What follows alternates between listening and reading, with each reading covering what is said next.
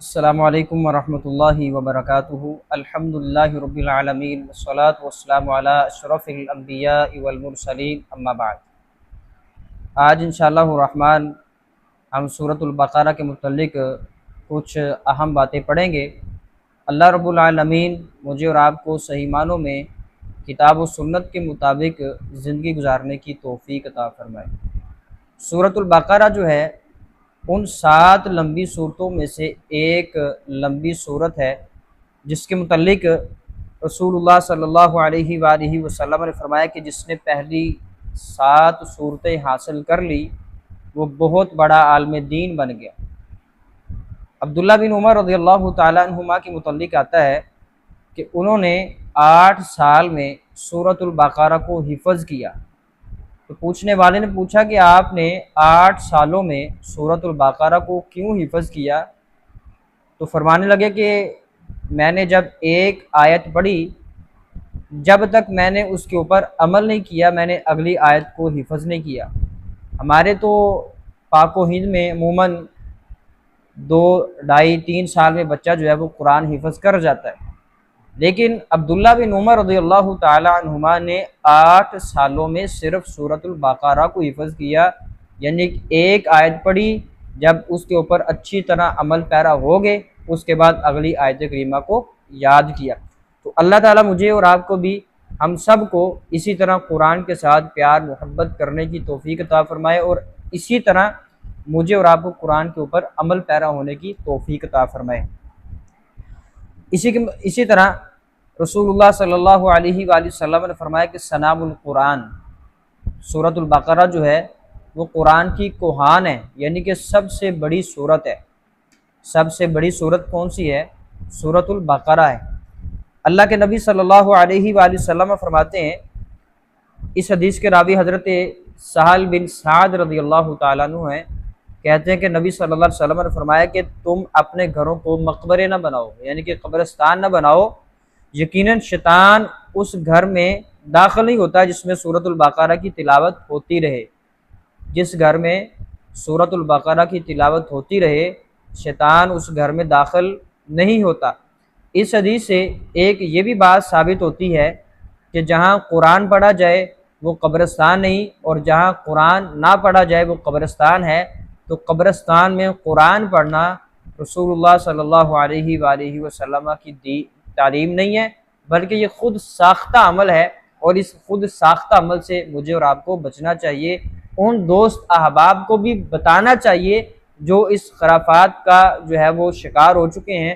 آئے دن وہ فجر کی نماز کے بعد، عصر کی نماز کے بعد قبرستان جا کر کے اپنے پیاروں کی قبروں پر بیٹھ کر کے قرآن پڑھتے ہیں، جبکہ قرآن مجید جو ہے وہ زندہ لوگوں کے لیے ہدایت کی کتاب ہے، جو اس دنیا سے چلے چکے ہیں، جا چکے ہیں، ان کے لیے کتاب نہیں ہے، بلکہ یہ زندہ لوگوں کے لیے ہے۔ اللہ تعالیٰ عمل کرنے کی توفیق عطا فرمائے۔ اسی طرح حضرت ابو ہریرہ رضی اللہ تعالیٰ عنہ کہتے ہیں، رسول اللہ صلی اللہ علیہ وآلہ وسلم نے فرمایا کہ شیطان اس گھر سے بھاگ جاتا ہے جس میں سورۃ البقرہ پڑھی جاتی ہے۔ تو مجھے اور آپ کو اس حدیث کے اوپر عمل کرنے کی بہت اشد ضرورت ہے۔ آپ سمجھتے ہیں کہ آپ کے گھر میں جادو جنات کے اسیب ہیں، اثرات ہیں، تو آپ ہر روز اپنے گھر میں فجر کے بعد، ظہر کے بعد، عصر، مغرب، عشاء، جب بھی آپ کو ٹائم ملے آپ سورۃ البقرہ کم از کم ایک آدھا رکوع، ایک آدھا صفحہ لازماً پڑھیں، ڈیلی کی بیس پر پڑھیں۔ حضرت اماں جی عائشہ رضی اللہ عنہا فرماتی ہیں کہ اللہ تعالیٰ کو وہ عمل بڑا ہی محبوب ہے، اگرچہ وہ تھوڑا ہی کیوں نہ کیا جائے مگر مسلسل کیا جائے۔ تو ہر روز سورۃ البقرہ پڑھیں، چاہے آدھا رکوع پڑھ لیں، ایک رکوع پڑھ لیں، انشاءاللہ الرحمن آپ دیکھیں گے کہ آپ کے گھر میں اللہ کی رحمتیں، اللہ کی برکتیں کیسے نازل ہوتی ہیں۔ اس کے بعد ابو امامہ باہلی رضی اللہ تعالیٰ عنہ کہتے ہیں، رسول اللہ صلی اللہ علیہ وسلم نے فرمایا کہ 2 نہایت روشن صورتیں، سورۃ البقرہ اور سورہ آل عمران، یہ پڑھا کرو، کیونکہ کل قیامت کے دن یہ اس طرح آئیں گی جس طرح 2 بادل، 2 سائبان، 2 جھنڈ جو ہیں وہ ہوتے ہیں، یہ اپنے ساتھیوں کی طرف سے اللہ تعالیٰ کے ہاں سفارش کریں گی، اللہ تعالیٰ کے ہاں جھگڑیں گی۔ تو سورۃ البقرہ پڑھا کرو، کیونکہ اس کا حاصل کرنا، اس کا پڑھنا باعث برکت ہے، اور اس کو چھوڑ دینا موجب حسرت ہے، باعث حسرت ہے، باعث ندامت ہے۔ اللہ کے نبی صلی اللہ علیہ وسلم فرماتے ہیں کہ اہل باطل اس کی طاقت نہیں رکھتے، یعنی کہ جو جادو کرنے والے ہیں وہ سورۃ البقرہ کا توڑ نہیں جانتے، ان کے پاس سورۃ البقرہ کا توڑ ہے ہی نہیں۔ تو جس گھر میں سورۃ البقرہ پڑھی جاتی ہے اس گھر میں اللہ کی رحمتیں نازل ہوتی ہیں، شیاطین جنات یہ بھاگ جاتے ہیں، جادوگر جو لوگ ہیں ان کا اثر نہیں چلتا۔ تو اس کے بعد اماں جی عائشہ رضی اللہ عنہ فرماتی ہیں جب سورۃ البقرہ اور سورۃ نساء نازل ہوئیں اس زمانے میں رسول اللہ صلی اللہ علیہ وسلم کے پاس تھی، یعنی کہ اس وقت ماں جی عائشہ رضی اللہ عنہ کا نکاح رسول اللہ صلی اللہ علیہ وسلم کے ساتھ ہو چکا تھا۔ تو یہ تھی سورۃ البقرہ کی مختصر فضیلت۔ تو اس میں ہم نے یہی پڑھا کہ مجھے اور آپ کو، ہم سب کو اپنے گھروں میں سورۃ البقرہ کثرت کے ساتھ پڑھنے کا اہتمام کرنا چاہیے۔ انشاءاللہ الرحمن گھروں سے جادو جنات کے اسیب شیاطین یہ بھاگ جائیں گے، اور جادوگر جو ہیں ان کا بھی ہمارے اوپر کوئی جو زور ہے وہ نہیں چلے گا، وہ بھی اس صورت کے سامنے بے بس ہیں۔ تو اس کے بعد ہم آغاز کرتے ہیں سورۃ البقرہ کا۔ تو اس میں سب سے پہلی جو بات ہے الف لام میم، ان کو بولتے ہیں حروف مقطعات۔ یہ قرآن مجید میں متعدد جگہ پر مختلف مقامات پر اللہ تعالیٰ نے یہ الفاظ استعمال کیے ہیں، جیسا کہ سورہ یاسین ہے اس کے شروع میں آتا ہے یاسین، سورۃ قلم ہے شروع میں آتا ہے نون، سورۃ قاف ہے اس کے شروع میں آتا ہے قاف، سورہ مریم ہے اس کے شروع میں آتا ہے کاف ہا یا عین صاد، اسی طرح سورہ طٰہٰ ہے تو اس کے شروع میں آتا ہے طٰہٰ۔ تو جتنی بھی ایسی صورتیں ہیں جن کے شروع میں حروف مقطعات آتے ہیں تو ان کا معنی صرف اللہ رب العالمین جانتا ہے۔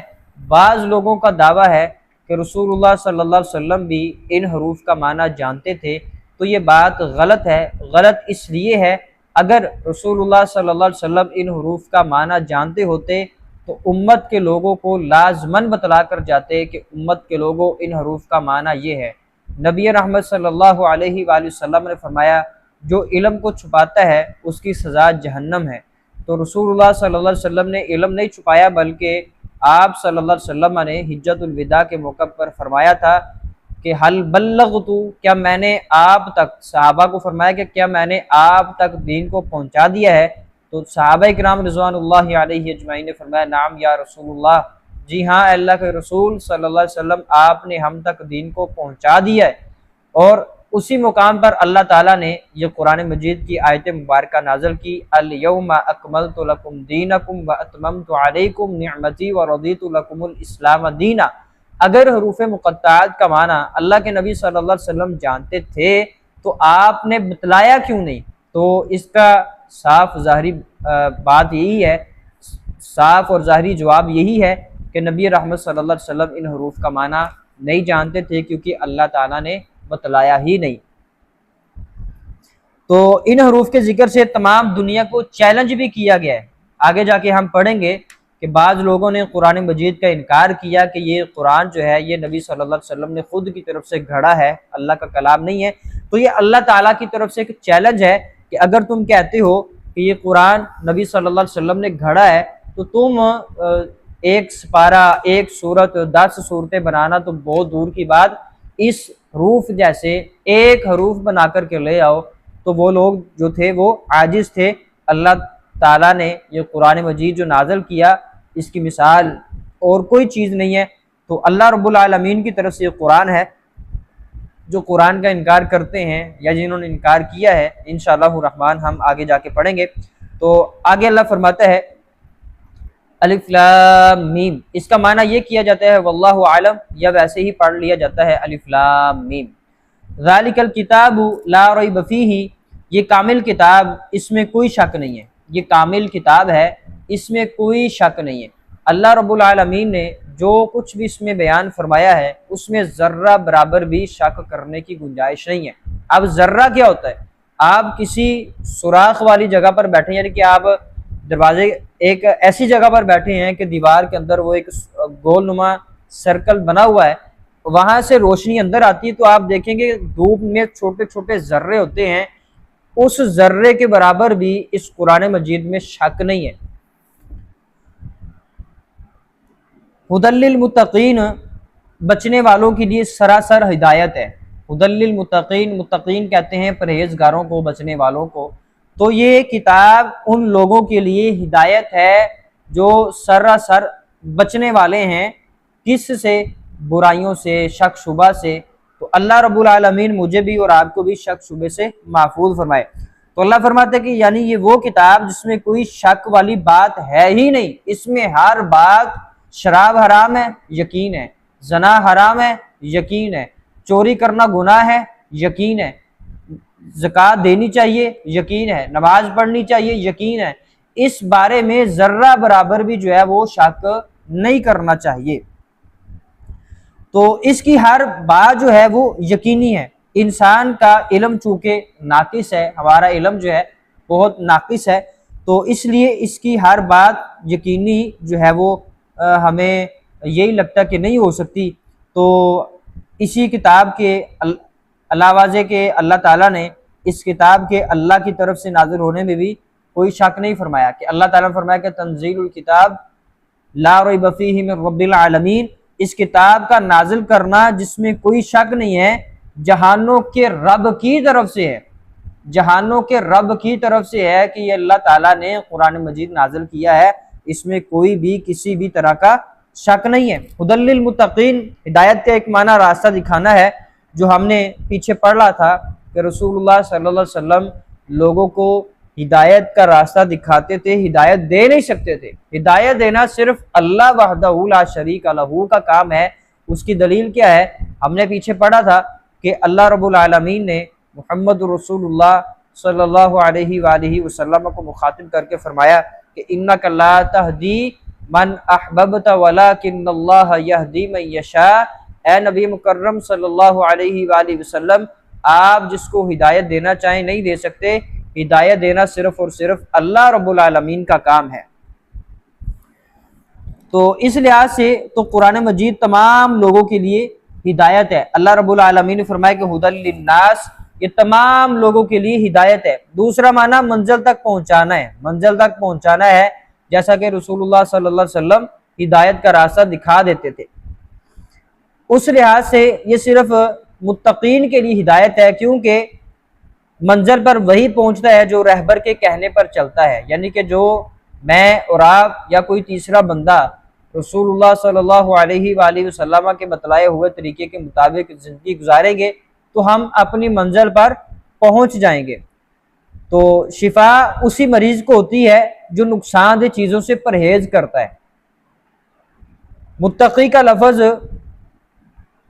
اب یہ گرامر کا مسئلہ ہے کہ یہ مشتق ہے جس کا معنی بچاؤ حفاظت ہے، تو میں گرامر میں نہیں جانا چاہتا، نہ ہی کوئی جانے کا مقصد ہے، کیونکہ ہم یہاں پر اللہ تعالیٰ کا جو ہے وہ قرآن مجید کا ترجمہ، اس کی تفسیر موٹے موٹے لفظوں میں آپ کو بات بتا کر کے بات وضاحت کرنا چاہتا ہوں، کیونکہ اگر گرامر میں جائیں گے تو بہت بات باریکی میں چلی جائے گی اور بات لمبی بھی ہو جائے گی، تو بات نہ لمبی کرنا چاہتا ہوں نہ گہرائی میں جانا چاہتا ہوں۔ تو ہدی للمتقین، قرآن مجید جو ہے وہ متقین کے لیے ہدایت کا راستہ بھی ہے۔ تو اس راستے پر ہم تب تک نہیں چل سکتے جب ہم محمد رسول اللہ صلی اللہ علیہ وآلہ وسلم کے طریقے کو فالو نہیں کریں گے۔ مثال کے طور پر ایک بندہ ہے، وہ کہتے ہیں میں صرف قرآن کو ہی مانتا ہوں، حدیث کو نہیں مانتا، قرآن کو مانتا ہوں حدیث کو نہیں مانتا، تو ایسا بندہ قرآن سمجھ ہی نہیں سکتا۔ اس کی دلیل کیا ہے؟ اللہ تعالیٰ نے قرآن مجید میں فرمایا وَإِذَا قُمْتُمْ إِلَى الصَّلَاةِ فَاغْسِلُوا وُجُوهَكُمْ وَأَيْدِيَكُمْ إِلَى الْمِرَافِقِ وَامْسَحُوا بِرُؤُوسِكُمْ۔ اللہ فرماتے ہیں کہ جب تم نماز کا ارادہ کرو، وَإِذَا قُمْتُمْ إِلَى الصَّلَاةِ فَاغْسِلُوا وُجُوهَكُمْ، اب یہاں پر وضو کے احکام و مسائل ہیں، تو اس میں صرف ہاتھ دھونا، منہ دھونا، پاؤں دھونا، کونیاں دھونا ہے۔ یہاں پر نہ تو ناک میں پانی ڈالنے کا مسئلہ ہے، نہ کولی کرنے کا مسئلہ ہے، نہ سر کا مسے کا مسئلہ ہے۔ اگر بندہ ایسے وضو چھوڑ دے جیسے رسول اللہ صلی اللہ علیہ وسلم نے بتلایا، تو انسان کی نماز ہی نہیں، عبادت ہی نہیں ہے۔ نبی صلی اللہ علیہ وسلم نے اللہ تعالیٰ نے قرآن مجید میں فرمایا کہ واقعی الصلاۃ، نماز قائم کرو۔ اب نماز کیسے قائم کرنی ہے، یہ طریقہ رسول اللہ صلی اللہ علیہ وسلم نے بتلایا ہے۔ تو جب تک ہم نبی رحمت صلی اللہ علیہ وسلم کی تعلیمات کو ساتھ ساتھ لے کر کے نہیں چلیں گے تو قرآن ادھورا ہے، قرآن سمجھ ہی نہیں سکتے۔ تو قرآن کو سمجھنے کے لیے رسول اللہ صلی اللہ علیہ وسلم کی احادیث کو فالو کرنا، ان کو ساتھ ساتھ لے کر چلنا بہت ضروری ہے۔ آگے اللہ فرماتے ہیں کہ الذین یؤمنون بالغیب ویقیمون الصلاۃ ومما رزقناہم ینفقون۔ الذین، وہ لوگ، یؤمنون، جو ایمان لائے، بالغیب، غیب کے اوپر، ویقیمون الصلاۃ، اور نماز قائم کرتے ہیں، ومما رزقناہم، اور اس میں سے خرچ کرتے ہیں جو ہم نے ان کو رزق دیا۔ اب غیب کیا ہے؟ ہم نے اللہ کو نہیں دیکھا، انبیاء کو نہیں دیکھا، صحابہ کو نہیں دیکھا، فرشتوں کو نہیں دیکھا، جنت جہنم کو نہیں دیکھا، قرآن اترتا ہوا نہیں دیکھا، لیکن ہمارا ان چیزوں کے اوپر ایمان ہے۔ جو فرشتوں کا انکار کر دے، جنت جہنم کا انکار کر دے، انبیاء کا انکار کر دے، کسی ایک چیز کا انکار کر دے، تورات، زبور، انجیل، قرآن، کسی ایک چیز کا انکار کر دے، وہ دائرہ اسلام سے خارج ہے۔ آگے اللہ فرماتے کہ وَيُقِيمُونَ الصَّلَاةَ، وہ نماز کو قائم کرتے، وَمِمَّا رَزَقْنَاهُمْ يُنْفِقُونَ، اور اس میں سے خرچ کرتے جو ہم نے دیے۔ تو اللہ کے دیے ہوئے مال میں سے ہمیں خرچ کرنا چاہیے۔ یقیناً جو اللہ کے راستے میں خرچ کرتے ہیں وہ فرشتوں کی دعاؤں کے مستحق ہیں۔ رسول مکرم صلی اللہ علیہ وآلہ وسلم فرماتے ہیں ہر روز پہلے آسمان پر 2 فرشتے آتے ہیں، ایک دعا کرتا ہے اللہ جو تیرے راستے میں مال خرچ کرتا ہے اس کے مال میں اضافہ فرما، اور دوسرا کہتے ہیں اللہ جو تیرے مال میں، جو تیرے راستے میں مال نہیں خرچ کرتا تو اس کے مال کو تباہ و برباد فرما۔